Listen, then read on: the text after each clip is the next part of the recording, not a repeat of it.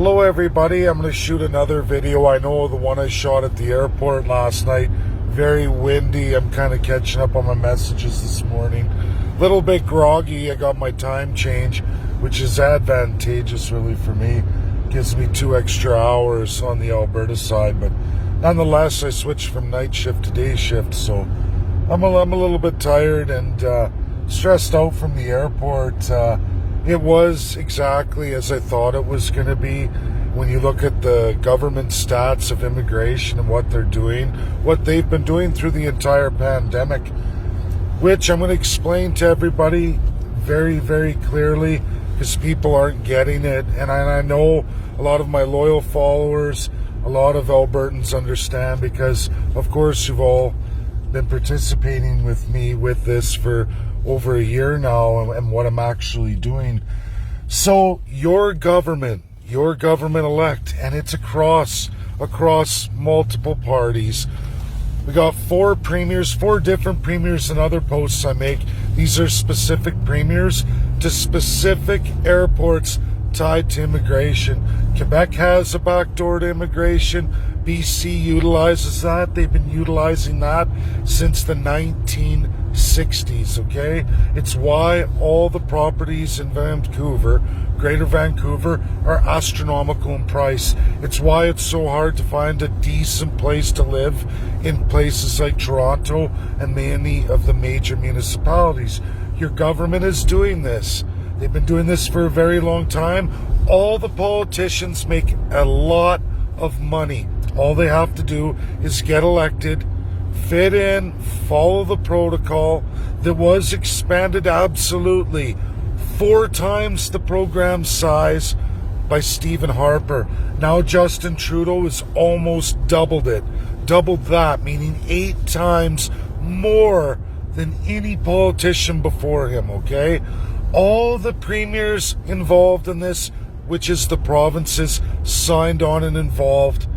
Alberta right now is number one on the list. Jason Kenney, underneath Stephen Harper, absolutely was the minister in charge of expanding that immigration program. Canada is not settled, Canadians. It's not settled, not even close. Most of the land in Canada sits unattainable to anyone. First Nations don't get to utilize it in any real meaningful way. Canadians don't get to utilize it in any meaningful way. 79% of Canada. Only 11% is available to you, the Canadian citizens. Millions of you, tens of millions. It gets worse when you go into provinces like Quebec, especially Ontario, because of the population density, that forced into the city system that they're building through massive immigration. It is worse, twice as bad as China. Canada, physically, is twice as bad as China. You have half the land available to you. The West might be a little bit better, but still nowhere near what China is. And China is better in availability than Canada is. So when you look at communism and crown, which is really better? And I don't like communism. We all talk about communism. We all say, oh, it's communism, it's communism. No, it's crown, everybody. It's crown. It's always been here. It's a problem with constitutional monarchies. It's why they've mostly been abolished worldwide. Only very few countries have that system left. And you live in it. You live in a country that is first in NWO. The Great Reset, the globalist socialist reset. Pick your policy bags. This left and right system we have is led none other than by absolutely all your political parties. I chase it, trace it over and over. Economically, Canada leads. Your politicians, unrestricted constitutionally, lead in this area. The 5 powers will exploit countries like Canada. Billionaires will exploit countries like Canada. The worst countries in the world will exploit countries like Canada because the door is wide open. Your politicians get to decide what rights you have. in charter, in civil, and some provinces like Ontario have absolutely hijacked all of your international laws on human rights. Hijacked them all. No lawyer can take you to the real court, International Criminal Court. Which brings me to this post now. Now they see lots of people logged on.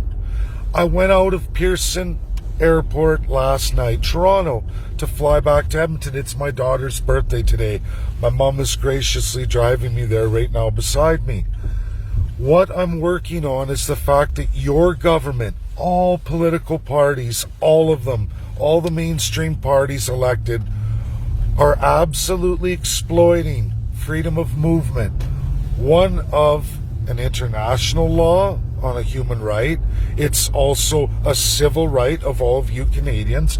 It's also your charter right, freedom of movement. You have a whole bunch, and you have a whole bunch of civil rights, and you have overlap into international law on human rights. Religion is covered in every single category, internationally as well too. Your politicians said lock down all the churches, even ban religious practice, put fences around them, take every business, shut them down. It's a civil right. Administer civil penalty, administer the highest value possible so that Canadians will be forced to give up their charter of rights and freedoms that the government wants to take from you, because they can. Now, there is a court in this world that will take this on. Did you know that most countries in the world did not practice freedom of movement at all during the COVID pandemic? Most of the big five didn't. None of them did. UK did participate over Hong Kong, which a ton of variants came in. We have queue jumping in Canada, meaning people from Hong Kong can absolutely jump queue and get first priority to come to Canada, can be made permanent residents in China and come to Canada as citizens. And none of you know any better. That's reality. I was at the airport last night. Many people from India, China, my flight from one, and all those, maybe they went through a lockdown process. Maybe they had 2 weeks in a hotel and then they were switched over. But who's to say who has what or got infected with what? People could have the sniffles, could get past their inspections, get on a plane. Obviously it's happening because there's variants all over the country. And they're absolutely tied to those 4 international airports where all the international travelers and immigrants come from who are made to be permanent residents. You see the fraud here, right? There's a fraud being committed by Justin Trudeau, by absolutely Jason Kenney, who is the one who created it under Stephen Harper. Justin Trudeau doubled it. Pierre Poilievre wants to expand it even further too. Did you know that? Did you know that, Canadians? This is not about left or right. It's always been, for me, about up and down. There shouldn't be a Black Lives Matter divide, an LGBTQ divide. And I can tell you all this. Civil rights and fighting in a constitutional monarchy have been around forever. Did you know lesbian, gay community and others? Did you know that Jason Kenney, during the AIDS pandemic, you weren't allowed to visit your loved ones either? Did you know that? He took away your civil and human rights to see your loved ones dying in a hospital. You were banned, just like they are with COVID-19 and all of the older generation in ICU. Did you know that this has been done over and over in so many different civil rights in Canadian history? The only time it's ever addressed Canadians, the only time it's ever been addressed in Canada is when the international community mandates Canada. The big five say you change that because we just passed a law, or we're going to put sanctions, embargoes, possibly military intervention, or arrest your politicians. That's the truth. And if you don't think it's true, look around the world. It happens all the time. The biggest chicken shits, and I'm sorry to swear, the biggest chicken shits, that's my saying, is your politicians when it comes to the international community. They love to be unaccountable to all of you. but they're deathly afraid of accountability on the world stage. That's reality in international law. Whether COVID's real or not, whether I get sick from that plane ride where literally people are sitting beside me in a seat, right in front of me in a seat, and right behind me in a seat. I was forced to take off an absolute barrier from my eyes, my whole face seal, and my respiration, completely protected, forced to take it off and go to a cloth mask in a confined space.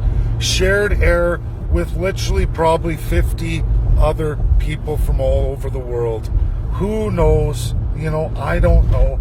But if I come down with a sickness over my days off, it's because of the plane rides, not because over the last year and a half, the thousands and thousands of Canadians I've met, hugged, shaked hands, never got sick, always outside, never had any issues. But if I get sick now, it's because of those plane rides, because it's imported that way. Why do you think they call it variants? Variants, a variation of a known disease, they say, a pandemic. They've ruled a pandemic, but your politicians say, that's okay. We'll bring millions in over the next couple of years during COVID pandemic. Don't worry about it. Every other country in the world isn't participating in this, but we're going to lock all of you down, destroy your businesses, make sure you're unemployed, ruin the country, rack up massive debt. And it's because you're not 6 feet apart. It's because you won't wear a cloth mask properly. It's because you don't wash your hands 50 times a day. It's all your fault. But don't worry, we're smart politicians. We're going to import millions from all over the world who don't practice any of that. Not at the airport. They share it, they spray it. Who cares? Don't worry, we got this covered. Just do what we say, even though there's no science to back it up, while we absolutely take freedom of movement internationally and raise it through the roof higher than any country in the world. That's normal because I'm a politician. Somehow there's no science to back up what I'm doing when we know a confined space like an airplane, let alone 20 hours on an airplane. Some airplane rides in transfers are like that. Sharing the air for literally that long from all over the varying countries of the world, then coming here and crop dusting all of you. And then they're saying, hear me out, Canadians, they're saying it's your fault the disease is spreading, but they're the ones who are actually spreading it if you believe in the pandemic. And they do. So that means they're liable for all the suicides, all the job loss, anyone who's gone in for surgeries, who's been delayed, cancer treatments, every Canadian who's died over COVID in Canada. The politicians that I've listed in this video and the other two are absolutely responsible. They didn't want to lock the country down internationally because they wanted to fill their back pockets. They chose this right and freedom that the world of pandemic countries said, don't do it. And they did it per person per capita higher than anywhere else in the world. My province, Alberta, done higher than any other province in Canada by none other than Jason Kenney through his best friend, Justin Trudeau. Quebec, Francois Legault, still running rampant the BC backdoor deal to Vancouver. From there, they all fly out to where? Alberta, because hotels are paid. Alberta saw the most because of Jason Kenney and his UCP. Justin Trudeau, most record immigration during the pandemic. Record for Canada, but record immigration absolute during the pandemic. Do you see the pitfall here? Do you see the absolute fraud and scam? How can they justify any lockdowns whatsoever or any restrictions of any of your rights and freedoms? This is my fight. This is the one singular fight I'm doing with ICC. This is the great works I'm doing. I'm not a lawyer. They can't disbar me. I'm in on May 12th to speak with that community of the ICC. And if all works out well, Pastor Coates is going to be the first going to the ICC. That's my plan. Freedom of movement, our government in Canada, plus those corrupt premiers, versus freedom of movement or freedom of religion? Were they allowed to crush a human right, freedom of movement, that's backed up in international law, signed by every country in the world? You can read it, 1945 Charter of Human Rights. Jason Kenney, Justin Trudeau, Francois Legault, John Horgan. There's one more there. I missed it, but that's okay. Those five are absolutely going to have to face justice, and I say they should, because they said they could take away your human rights and exploit freedom of movement, which is not a human right. Did you know that? Not absolute. It's in the 1948 Declaration of Human Rights, but not absolutely bound by Russia. One country remains.